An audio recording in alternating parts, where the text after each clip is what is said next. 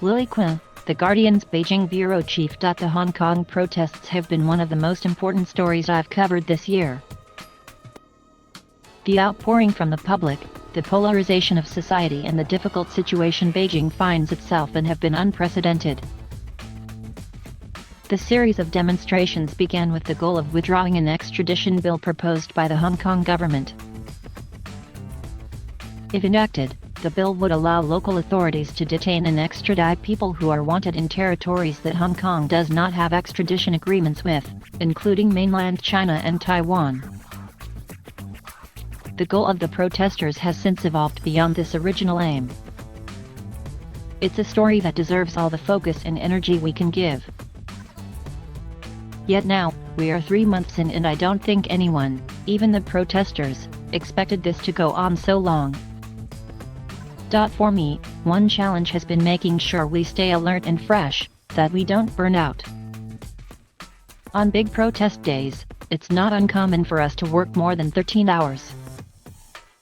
That could be a combination of attending a march, following protesters who have splintered off to other locations, then witnessing clashes with riot police that inevitably end in tear gas, rubber bullets, beatings or, most recently, real guns being pulled out. Because the protests have taken many forms, from road blockades to peaceful marches, the range of feelings while covering them has also been wide. Some moments have felt surreal, peaceful, and contemplative, others chaotic and disorienting. The protests have been one of the few times in my career that I have been so clearly identified as a journalist. We wear high-vis vests and helmets with the word, press. In the same way that the protesters and police have their uniforms, this traffic warden-like outfit also feels like one. Sometimes people try to give me food or water. Once, during an especially long day, a woman washing her hands next to me in a bathroom patted me on the shoulder and said, "Jiao, add oil or keep going." When I ask protesters why they are still coming to the streets, some say they don't want to see Hong Kong turned into another Chinese city. They cite the detention of Uyghur Muslims in Xinjiang, activists imprisoned for years on trumped-up charges, or the plan for a nationwide social credit system, which they see as the culmination of a digital police state. Because I've spent the last year reporting on many of these issues, this answer often makes the deepest impression on me. Emma Graham Harrison covered many of the earliest protests, including a vigil for a man who had fallen to his death after unfurling a protest banner, which was a turning point for many protesters. She profiled Hong Kong's chief executive, Carrie Lam, who has been a major target of the protests and is seen as a puppet of Beijing. She has followed Beijing's increasingly ominous warnings to Hong Kong and the possibility of a military intervention. Helen Davidson, a reporter for Guardian Australia, captured protesters' voices in one of the first major protests on June 12. Before the protests kicked off, she reported on the details of the extradition law, shedding much-needed light on why the bill prompted such widespread anger. Davidson, along with other reporters in Australia such as Norman Zhou and Ben Smee, have covered pro-Hong Kong protests there, some of which have resulted in clashes with mainland Chinese students. From London and Hong Kong, Ben Quinn and I profiled a group of protesters launching an aggressive awareness campaign in the UK through social media and newspaper ad buys.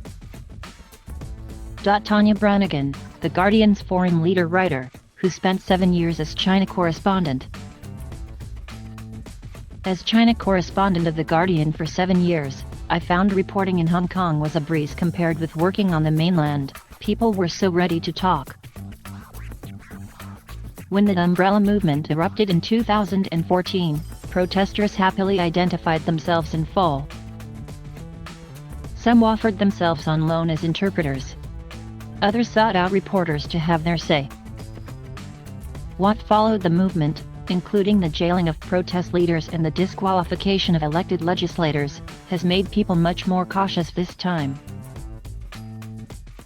Attacks on protesters and sackings for participation in demonstrations have added to concerns. Even at approved protests, people are increasingly likely to at least cover their faces with masks, often adding sunglasses, hats, and so on, and to take precautions such as using burner phones in single tickets rather than travel cards. People are more hesitant about talking, even anonymously. Yet others are still eager to speak to foreign media, seeing international attention is crucial to the prospects of their cause. And, of course, reporting in Hong Kong is still incomparably more straightforward than on the mainland. Unlike 5 years ago, this is a leaderless movement. What's striking is not only its scale and persistence, and the variation and escalation in tactics, but the degree of unity that it has maintained over 2.5 months. Even when they disagree over what actions to take, in particular the growing use of force, participants refuse to distance themselves from each other. What also unifies them is that no one pretends to know where this is heading. Verna Yu, freelance writer based in Hong Kong. 3 months ago, no one would have expected Hong Kong, an Asian financial hub, to plunge into a prolonged and unprecedented political crisis. Having covered the anti-extradition movement from the first protest on June 9, I have been touched by the palpable sense of solidarity in numerous rallies and marches. From marching in massive downpours to standing for hours under the sweltering sun in extreme humidity, one cannot help but feel moved by the protesters who remain orderly and polite to one another. I am also impressed by the wide support for this movement. Among those I have interviewed are students, teachers, businessmen, flight attendants, architects, and lawyers, construction workers and drivers.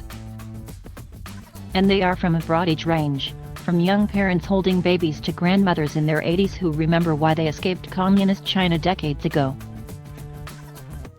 But they are united by one thing, an overwhelming desire to defend Hong Kong's core values and their existing rights.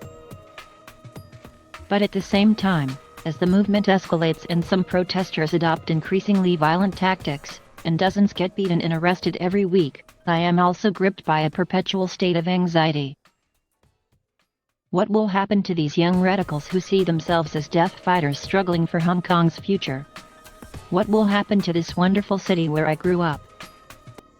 Tell our story to the world, many have told me over the past 12 weeks, as they handed me biscuits and drinks, and offered me a hand to get up and down barriers and roadblocks. Their words sounded eerily similar to what Beijing residents told Hong Kong and foreign reporters during the Tiananmen crackdown 30 years ago. Just that this time, it is the Hong Kongers who are fighting for their rights and freedom, even though they know there is little hope ahead of them. Hong Kong is dying anyway, so we might as well make a last struggle before we die, many have said.